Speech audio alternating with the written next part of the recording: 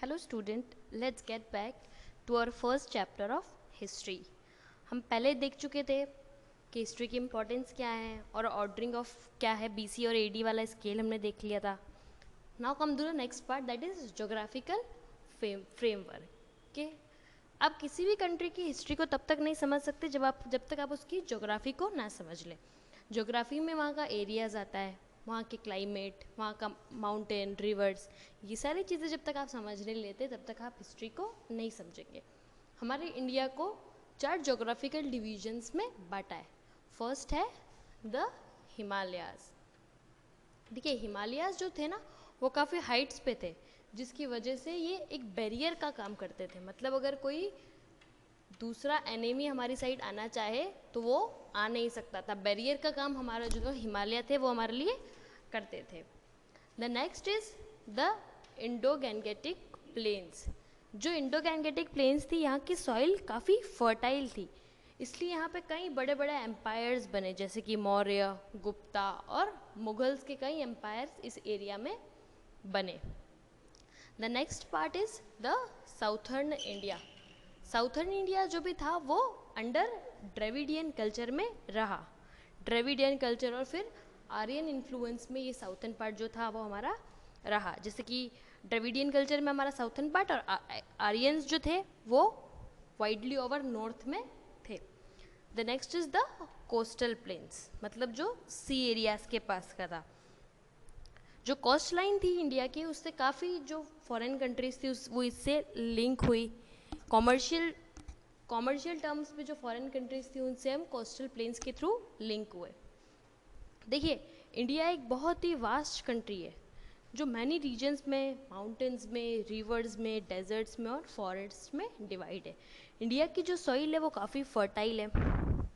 देखिए कहीं पे इंडिया की फर्टाइल वैली है तो कहीं पे रेगिस्तान है, कहीं पे बहुत बर्फ़ है तो कहीं पे माउंटेन है, कहीं पे बहुत गर्मी है मतलब सन है, कहीं पे.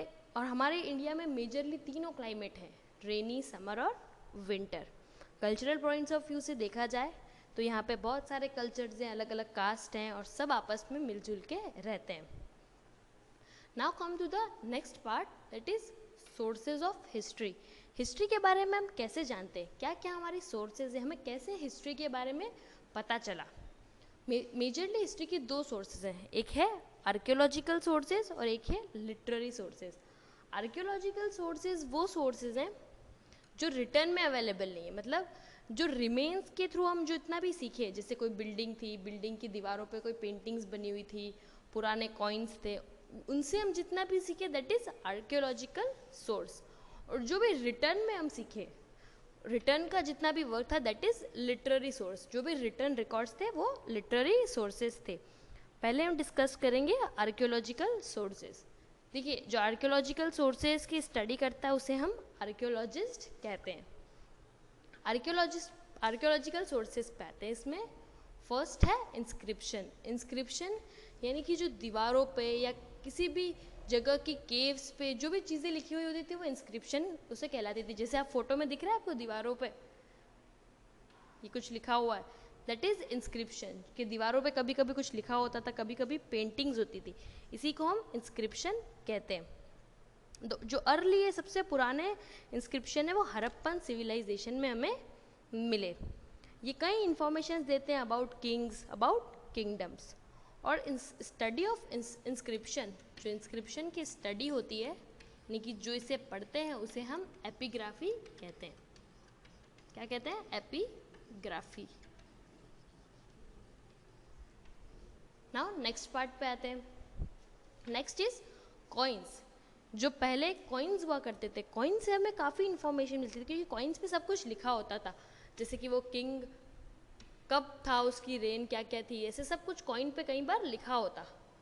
ये दिख रहा है आपको, ऐसा कुछ लिखा हुआ है. कॉइन्स से हमें काफ़ी डिटेल मिलती, ईयर भी मिल जाता कभी कभी, या किस किंग ने वो कॉइन्स बनाई, ये सारी डिटेल्स हमें कॉइन्स से मिलती. जो कॉइन की स्टडी है, the study of coins, the study of coins को हम न्यूमिज्मेटिक भी कहते हैं. स्टडी ऑफ कॉइन को क्या कहते हैं? न्यूमिज्मेटिक्स. ठीक है, कॉइन से हमें काफ़ी इन्फॉर्मेशन मिली। ठीक है, फर्स्ट हमने देखा इंस्क्रिप्शन, सेकंड हमने देखा कॉइन, इसके बाद है मॉन्यूमेंट्स, जो पुराने मॉन्यूमेंट्स थे, बिल्डिंग्स थे, जैसे ये है सांची स्तूपा। यहाँ से हमें काफ़ी इन्फॉर्मेशन मिलती थी कि बिल्डिंग से हमें पता चलता था कि पहले का आर्ट क्या था, कैसे कैसे बिल्डिंग्स बनती थी, आर्किटेक्चरल कैसे हम डेवलप हुए, ये सारी इन्फॉर्मेशन हमें पुराने मॉन्यूमेंट से मिली। The next is artefacts.